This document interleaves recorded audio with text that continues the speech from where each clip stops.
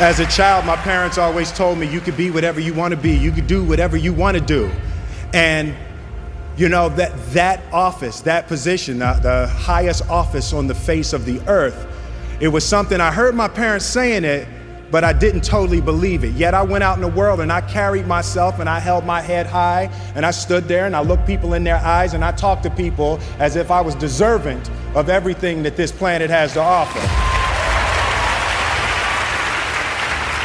So I really want to say to children out there and to people who are watching, Confucius said one time, he who says he can and he who says he can't are both usually right.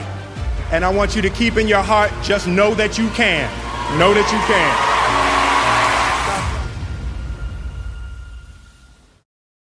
I realized that to have the level of success that I want to have, it's difficult to spread it out and do multiple things. You know, it's in order to be world class, and I've made a decision, I want to be world class. And it takes such a desperate, obsessive focus to excel on the level that I want to make movies. You know, I was Star Wars when I was young. I sat in the movie theater and watched Star Wars, and I just couldn't believe that movie made me feel like that, just floored and just stunned by the creativity. And I'm realizing that in order to move people in that way, in order to touch people in that way, you really got to focus with all of your fiber and all of your heart and all of your creativity. Concept of improving lives runs through the center of everything I do. And then I realized that the way to improve lives is to continually improve yourself, right? So with that, every morning when I get out of the bed, you know, I haven't fixed everything in the world yet, so there's always something to do. And in this film, I read an interesting quote that good people have to get out of the bed every day and try to empty the ocean with a ladle.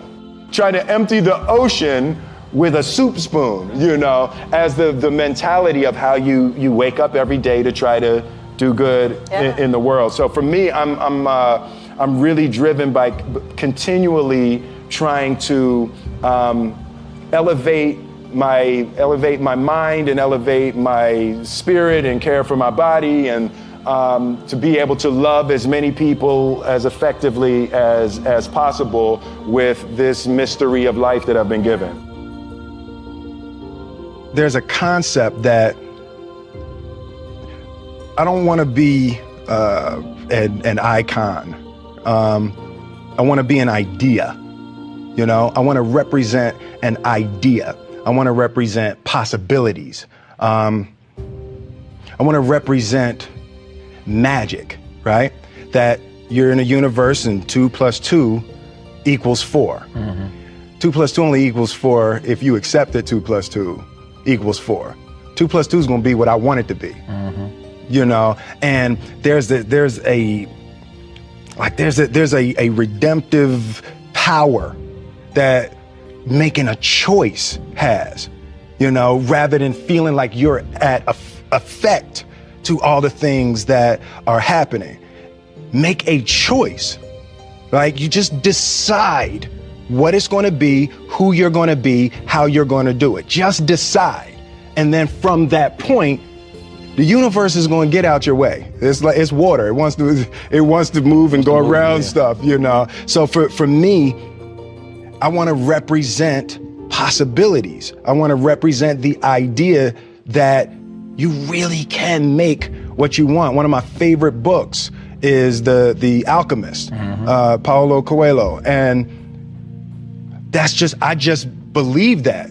I believe that I can create whatever I want to create. If I can put my head on it right, study it, learn the patterns, and, you know, it's hard to put into words, some real metaphysical, esoteric nonsense, but I feel very strongly that we are who we choose to be. The only thing that I see that is distinctly different about me is I'm not afraid to die on a treadmill.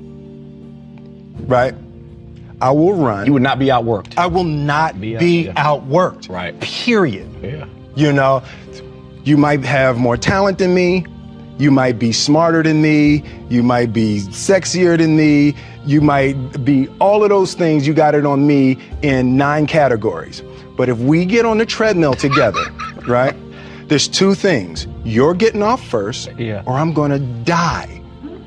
It's really that simple, right? So let's go back to the question about what if people block me out. It's gonna be 2 options. Yeah.